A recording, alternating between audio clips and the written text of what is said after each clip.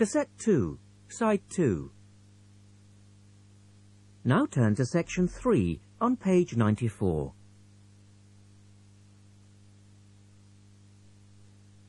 Test 4, Section 3. In this section, you will hear a discussion between 3 people in a university tutorial. In the first part of the discussion, they're talking about city traffic and the motor car. First, look at questions 21 to 24.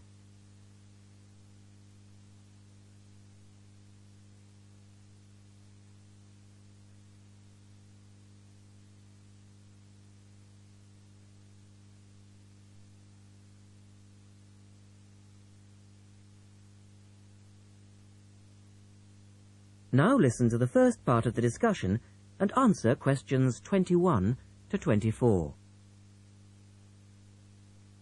We're very pleased to welcome Professor Isaac Nebworth to our tutorial group today. And he's come to share one of his pet passions with us, city traffic and our Western dependence on the motor car. I believe questions are quite welcome throughout. Thank you.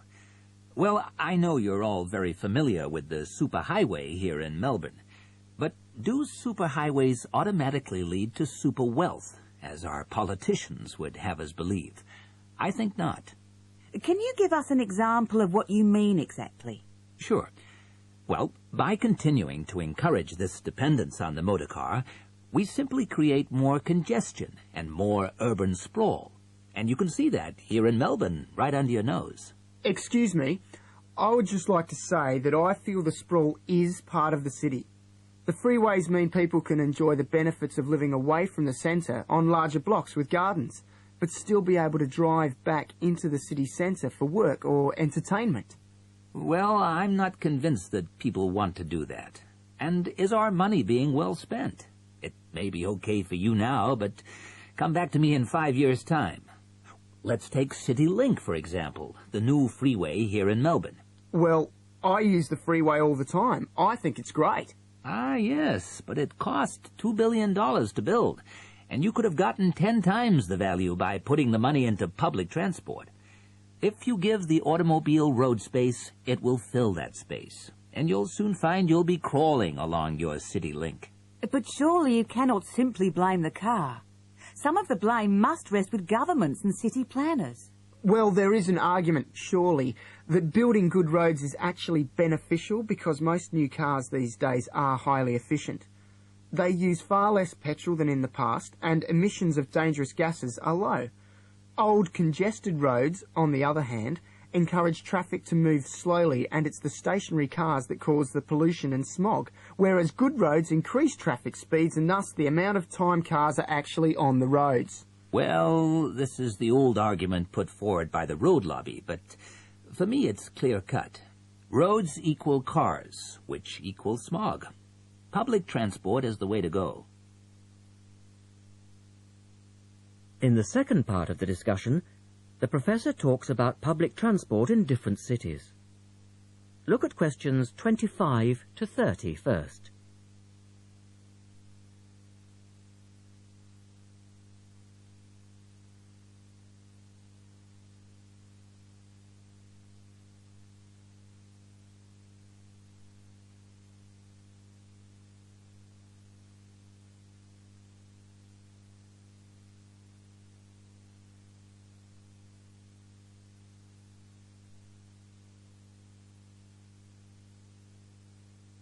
As you listen to the discussion, complete the questions about public transport.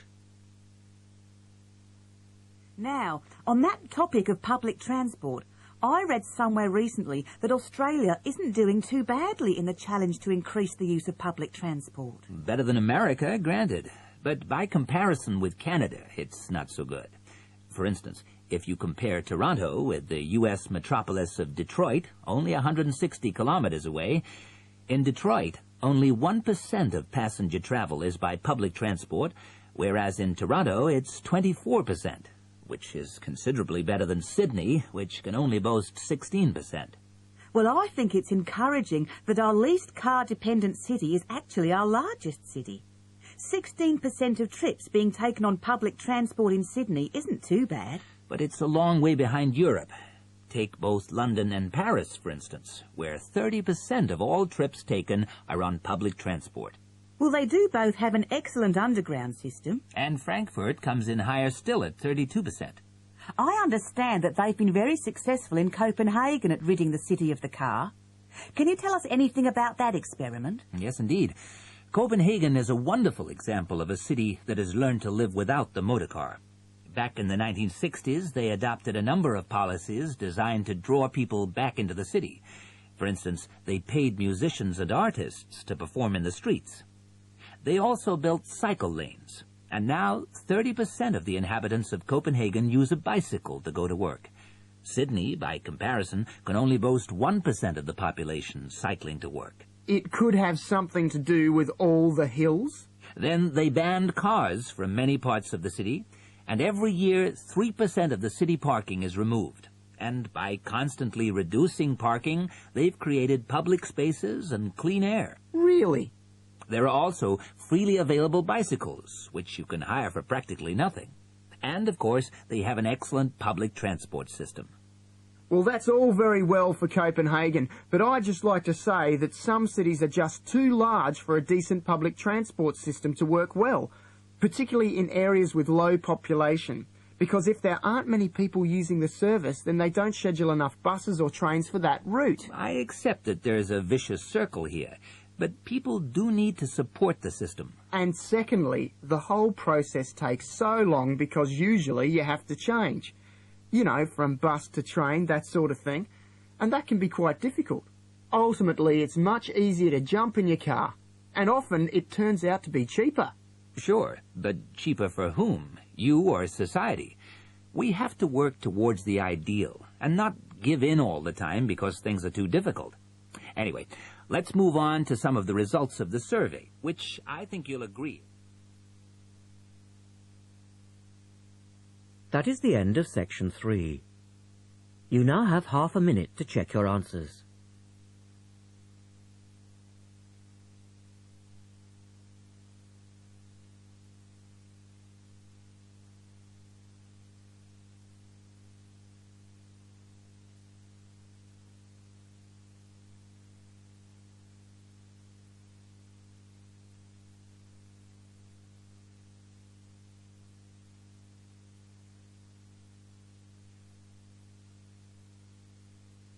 Now turn to section 4 on page 96.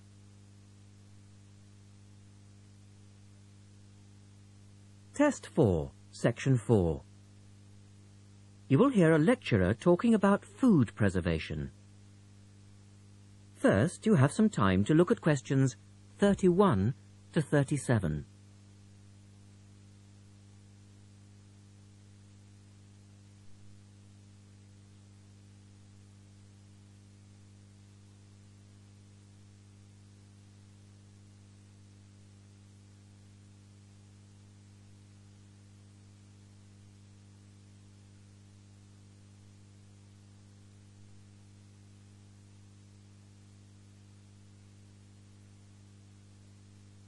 Now listen carefully and answer questions 31 to 37. In today's lecture, I'd like to look at the topic of food preservation and start by asking the obvious question, why do we need to preserve food?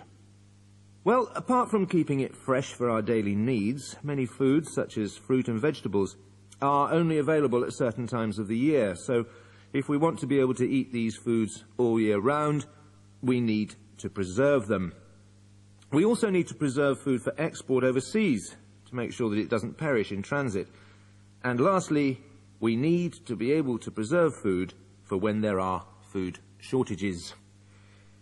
There are a number of methods of preserving food which involve both high and low temperatures, chemicals, irradiation, and drying. Let's have a look at these in turn. In the 1870s, the French scientist Louis Pasteur showed that microorganisms in food could be destroyed by raising the temperature of the food, a process now known as pasteurization. This involves heating milk to just 65 degrees Celsius for 30 minutes. A new method, the ultra-high temperature, or UHT process, involves heating milk to 150 degrees Celsius for 3 seconds. The advantage of treating milk in this way is that it lasts much longer, though I tend to feel, and I'm sure many of you would agree, that taste is somewhat sacrificed in the UHT process. Tin cans were first used in the early 1800s to store and preserve food. Just as they are now, the cans were tin-plated steel containers, and the process had the advantage of being cost-effective. Unfortunately, however, there were many early cases of food poisoning because the canning process was not fully understood at that stage. We now know the exact temperature and length of time each food needs for proper preservation, which has greatly reduced the risk of food poisoning. People living in cold climates often preserve food by burying it in the snow, and the Romans knew all about the advantages of packing food in ice. But for most people, this was not an option until the invention of the refrigerator in 1834. Today, however, refrigeration is the most important means of preserving food, because the food stays fresh without needing to be treated. However, refrigeration requires an electricity supply, and unfortunately, if the power goes off, so does the food. A variety of chemicals can be added to food, and you'll find their names listed on the labels of cans and bottles. Salt is probably the oldest of all the chemical preservatives, and was used by many ancient civilizations for many years. Sugar also acts as a preservative and is used to preserve jams in much the same way that vinegar is used to pickle foods. Chemical preservatives are effective, but they do not suit all foods, and the processes involved are time-consuming. Another method of preserving food is by drying it. Most foods are 75% to 90% water, so if you remove the water, the microorganisms simply can't survive. When food is dried, it not only lasts a long time, but it also becomes much lighter, which is a big advantage, as this makes it cheap to store. Though some people argue that valuable nutrients are lost in the process. In the second part, the speaker describes the process of drying food. Look at questions 38 to 40.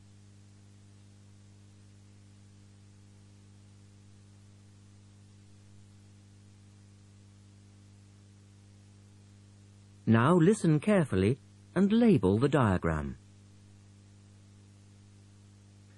Early methods for drying food involved cutting it into strips and hanging it in the sun or over fires.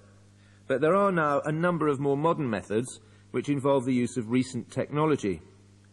One of these is known as roller drying, and it's a highly effective way of making dried foods from liquids, such as soup. Have a look at this diagram to see how it works. Well, first of all, the hot soup is poured in at one end here. The liquid spreads to form a thin layer on a heated belt. The liquid dries as it moves along. By the time it reaches the end of the belt, all the water has evaporated, leaving only dry powder. A blade then scrapes the dried material off the roller and captures it in powder form. All you have to do is add boiling water, and you have your hot soup back again, ready to drink. Another method is called freeze drying, and for those of you who still remember... That is the end of section 4. You now have half a minute to check your answers.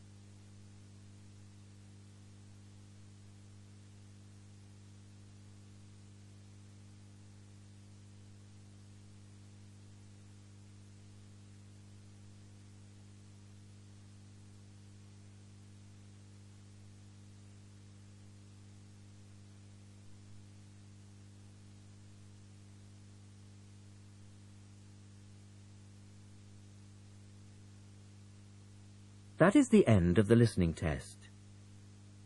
At the end of the real test, you will have 10 minutes to transfer your answers to the listening answer sheet.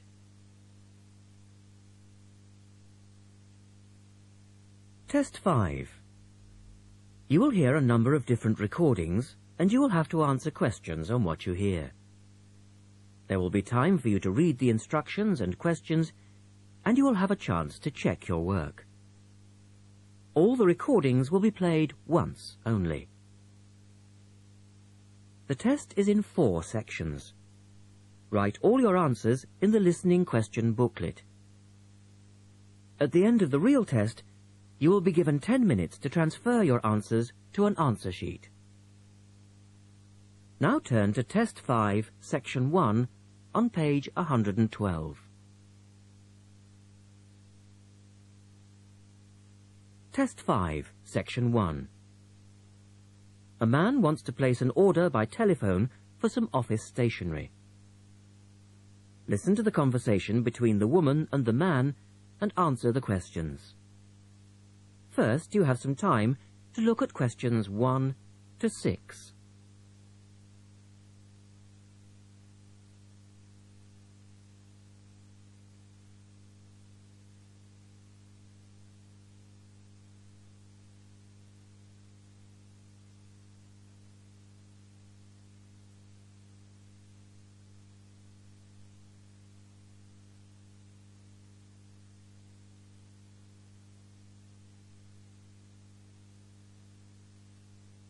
You will see that there is an example which has been done for you. On this occasion only, the conversation relating to this will be played twice.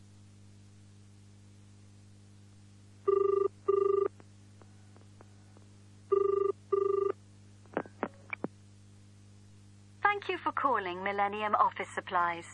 If you would like to place an order, please press 1. Your call has been placed in a queue. A customer service operator will be with you shortly.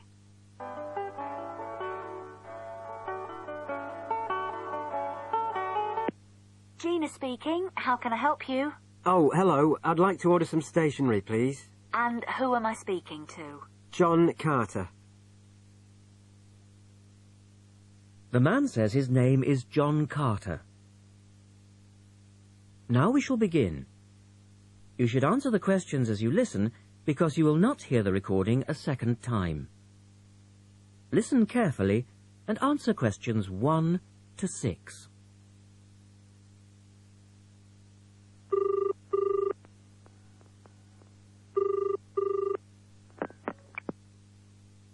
Thank you for calling Millennium Office Supplies. If you would like to place an order, please press 1. Your call has been placed in a queue. A customer service operator will be with you shortly.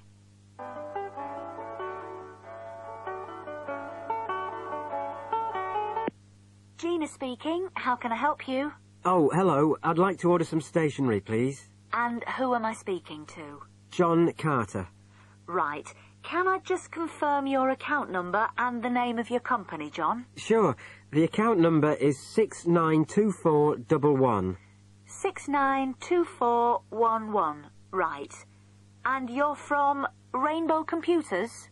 No, the company is Rainbow Communications. Oh, okay. I'll just fix that on the system. Communications. And what would you like to order, John? Envelopes. We need a box of A4, that is, normal-size envelopes. White, yellow or manila? We'll have the plain white, please. But the ones with the little windows. Okay. 1 box, A4, white. Just the 1 box, was it? On second thoughts, make that 2 boxes. We go through heaps of envelopes. As a matter of interest, are they made from recycled paper? No, you can't get white recycled paper. The recycled ones are grey, and they're more expensive, actually. Right, we'll stick to white then. Something else, John? Yes, we need some coloured photocopy paper. What colours do you have? We've got purple, light blue, blue, light green, whatever you want, pretty much. There are 500 sheets to the pack. Right, let's see. We're going to need a lot of blue paper for our new price lists. So, can you give us 10 packs, please? Make sure it's the light blue, though. 10 packs of the light blue. The woman asks the man if he needs anything else. Look at questions 8 to 10.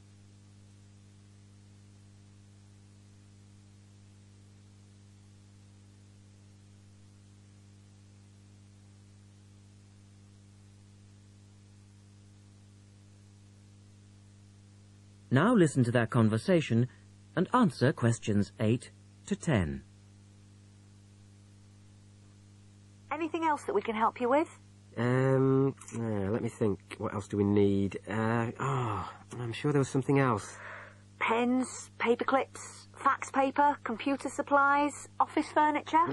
Oh yes, we need floppy disks. Do you have those nice coloured ones?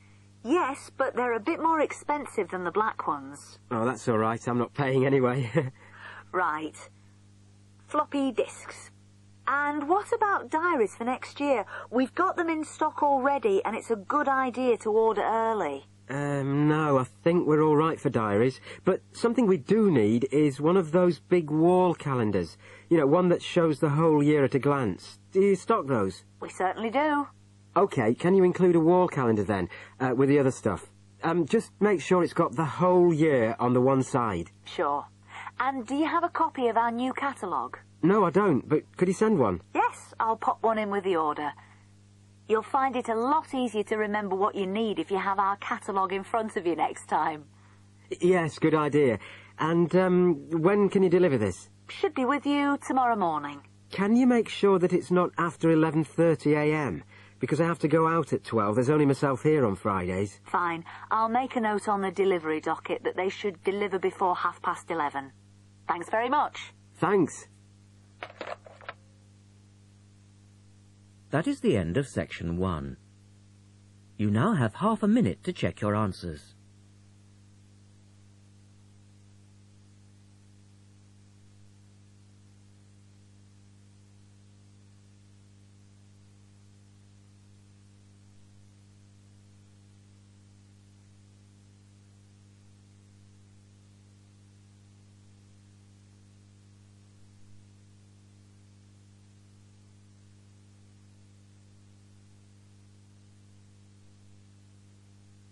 Now turn to section 2 on page 113.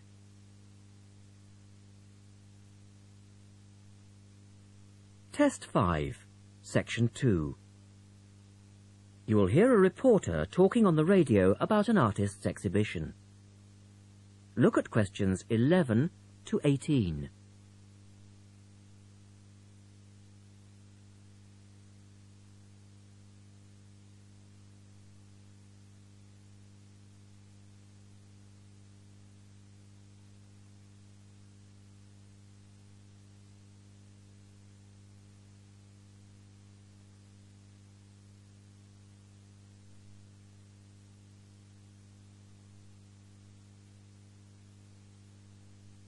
As you listen to the first part of the talk, answer questions 11 to 18.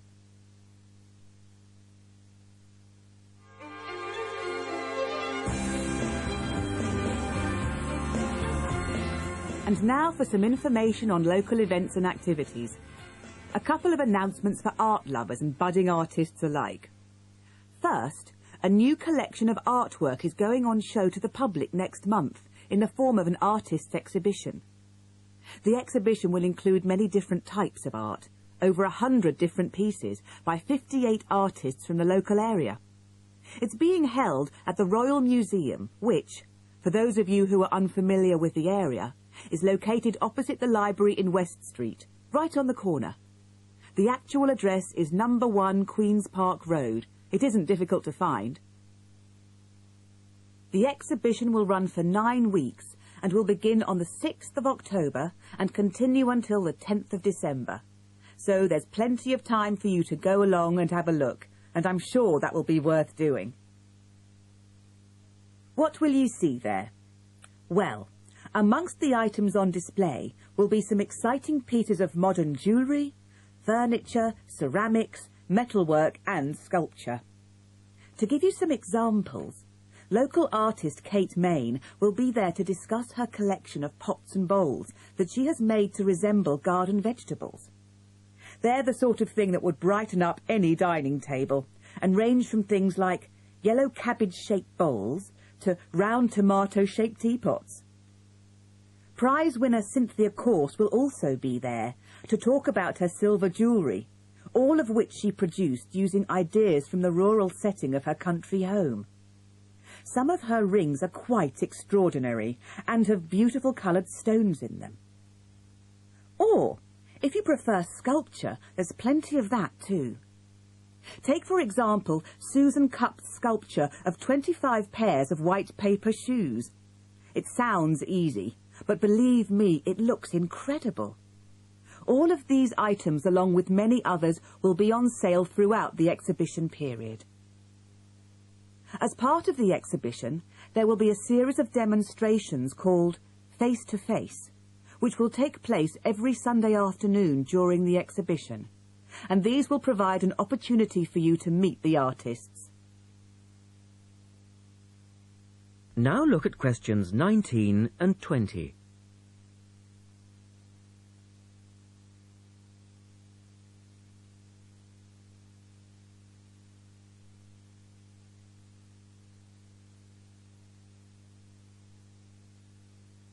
As the talk continues, answer questions 19 and 20. The second set of activities are for those who would prefer to indulge in some artwork themselves. The Artists' Conservatory are holding a series of courses over the autumn period. The courses cover all media and include subjects such as Chinese brush painting, pencil drawing and silk painting. All the tutors are experienced artists. Course sizes are kept to a minimum of 15, and there will be plenty of individual assistance. All the sessions offer excellent value for money and the opportunity to relax in a delightful rural setting. Fees are very reasonable and include the use of an excellent studio and access to the art shop, which you will find sells everything from paper to CDs. And they also include the provision of all materials. For more information on dates, cost and availability, you should get in touch with the programme coordinator on 4592 839 584 or go direct to the website, which you will find. That is the end of section 2. You now have half a minute to check your answers.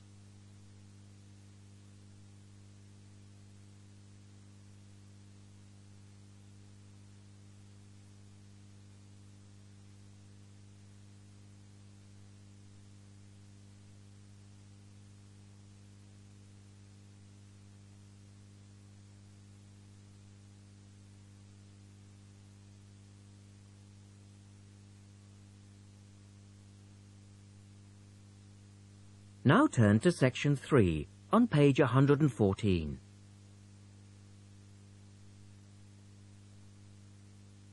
Test 5, section 3. In this section, you will hear an interview with a wildlife specialist called Alison Sharp talking about bears. In the first part of the discussion, they are talking about the history of the bear. First, look at questions 21 to 23.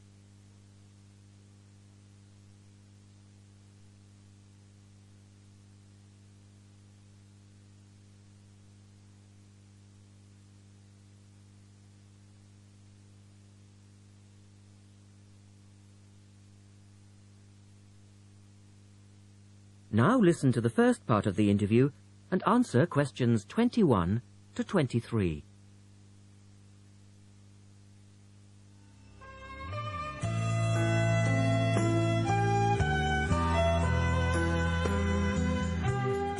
Alison Sharp has spent much of her life researching bears, and in particular, bears in danger of extinction.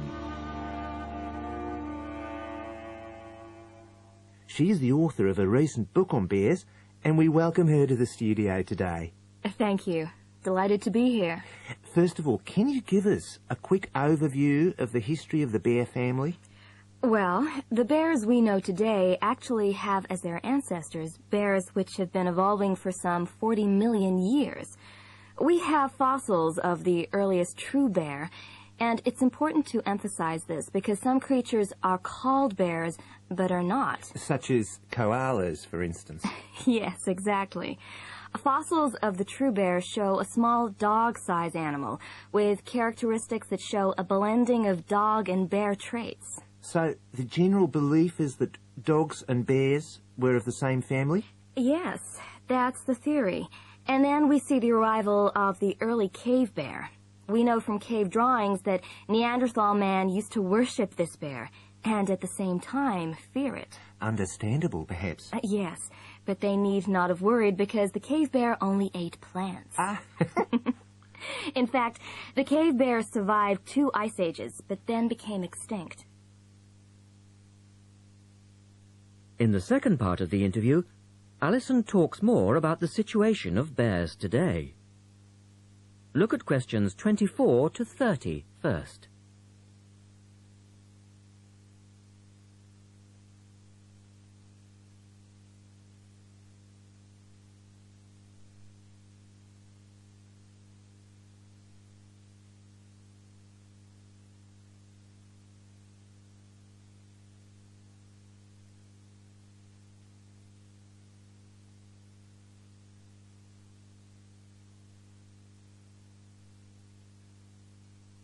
Listen carefully and answer questions 24 to 30. So, how many bears can we find today? And are any of them in danger of extinction? Well, I'll answer your first question first. There are 8 species of bear in all, among them the American black bear and the brown bear, from which evolved the newest species of bear, the polar bear. So, how old is the polar bear? Oh, he's a relative newcomer, just 20,000 years old. And could you tell us a little about them? Which is the largest bear, for instance? Well, the largest bear existing today is either the polar bear or the brown bear. Right. Don't we know? Well, it depends which criteria you use. The polar bear is the heaviest. The male weighs up to 1,500 pounds, but his narrow body actually makes him look smaller than the much more robust brown bear. So, the brown bear appears the biggest. Yes. And the smallest? Well, the sun bear is the smallest of the 8 species. They only weigh between 60 and 145 pounds. That makes him a comparative junior. Yes. And then next we have the so-called giant panda. But that's a small bear too, comparatively speaking. And are all bears meat eaters? No, not at all. In fact, the giant panda is almost entirely herbivorous, living on a diet of 30 types of bamboo. Ah, yes, of course. Pandas are famous for that. And another interesting bear is the sloth bear, which eats insects, particularly termites. He can turn his mouth into a tube and suck the insects out of their nests.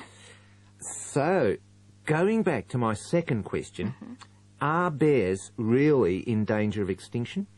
Yes, indeed, they are. The sun bear in particular, as they've been hunted almost out of existence. And the habitat of the panda is also being reduced on a daily basis. Can anything be done to reduce the threat to these endangered species? I know, for instance, that it's very hard to breed bears in captivity. Yes. Well, I think that by raising people's awareness generally, we can reduce conflict between humans and animals, to stop the slaughter in parts of the world where bears are still hunted, supposedly in self-defense or to protect livestock, but often quite unnecessarily. And we can also encourage governments to preserve the natural environment of the bear, rather than allow the areas where they live to be systematically destroyed in the name of progress. Yes, of course. And in addition to these global efforts, all profits from the sale of my book will go toward the United Nations Bear Protection Program. That's wonderful. And with the news coming up, thank you for your time, Alison, and best of luck with the book. Thank you very much. That is the end of section 3. You now have half a minute to check your answers.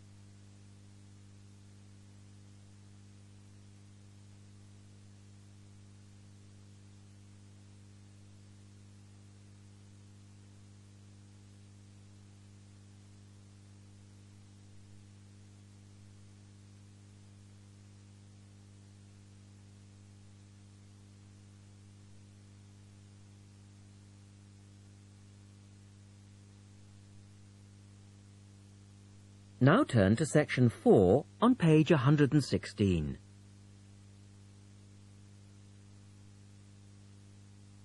Test 5, section 4. You will hear a lecturer talking about the solar eclipse in history.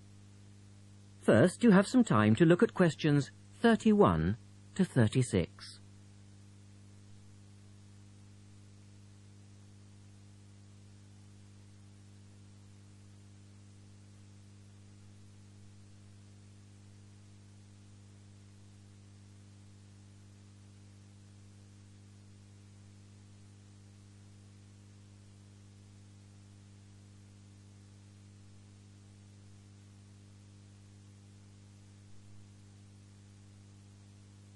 Now listen carefully and answer questions 31 to 36.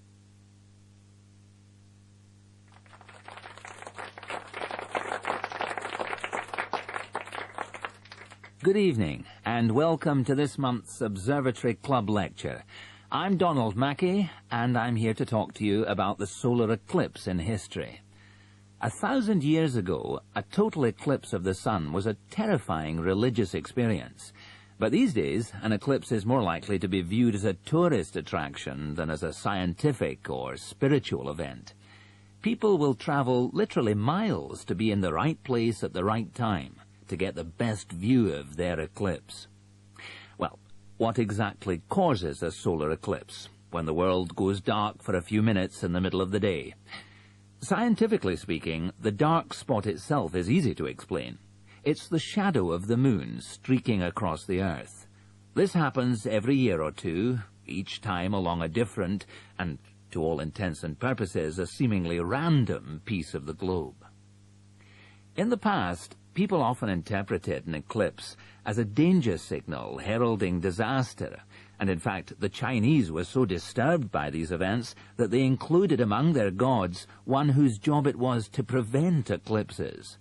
But whether or not you're superstitious or take a purely scientific view, our earthly eclipses are special in 3 ways. Firstly, there can be no doubt that they're very beautiful. It's as if a deep blue curtain had fallen over the daytime sky as the sun becomes a black void surrounded by the glow of its outer atmosphere. But beyond this, total eclipses possess a second, more compelling beauty in the eyes of us scientists, for they offer a unique opportunity for research. Only during an eclipse can we study the corona and other dim things that are normally lost in the sun's glare. And thirdly, they are rare. Even though an eclipse of the sun occurs somewhere on Earth every year or two, if you sit in your garden and wait, it will take 375 years on average for one to come to you. If the moon were any larger, eclipses would become a monthly bore. If it were smaller, they simply would not be possible. The ancient Babylonian priests, who spent a fair bit of time staring at the sky, had already noted that there was an 18-year pattern in their occurrence, but they didn't have the mathematics to predict an eclipse accurately. In the second part, the speaker talks about a number of scientists. Look at questions 37 to 40.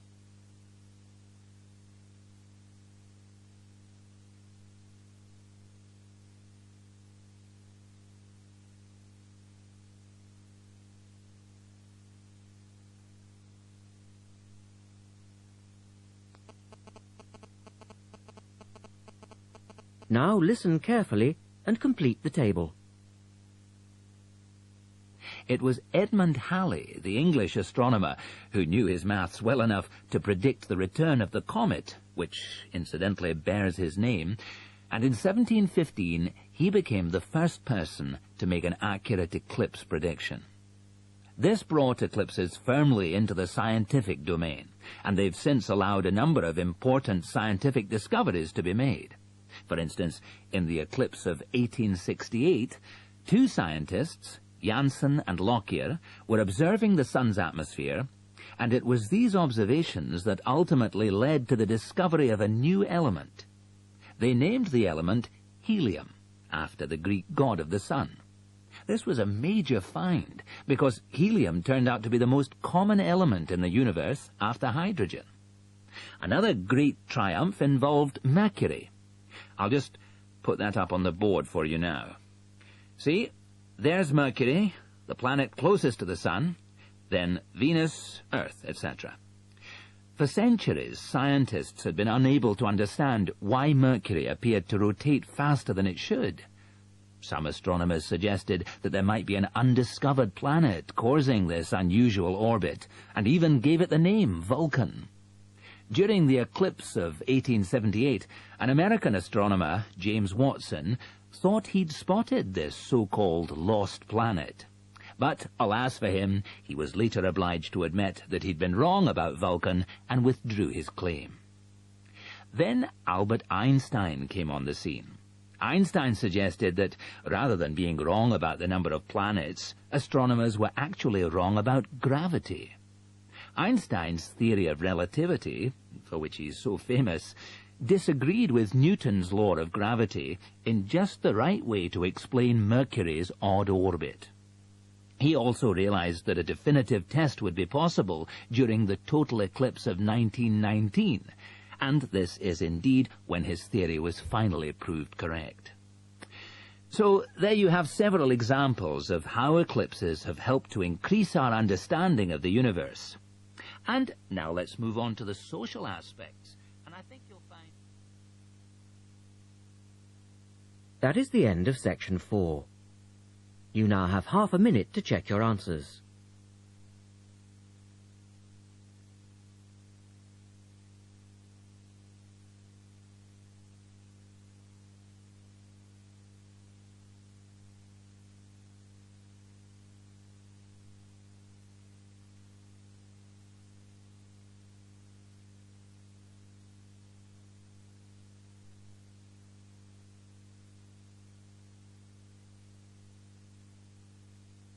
That is the end of the listening test.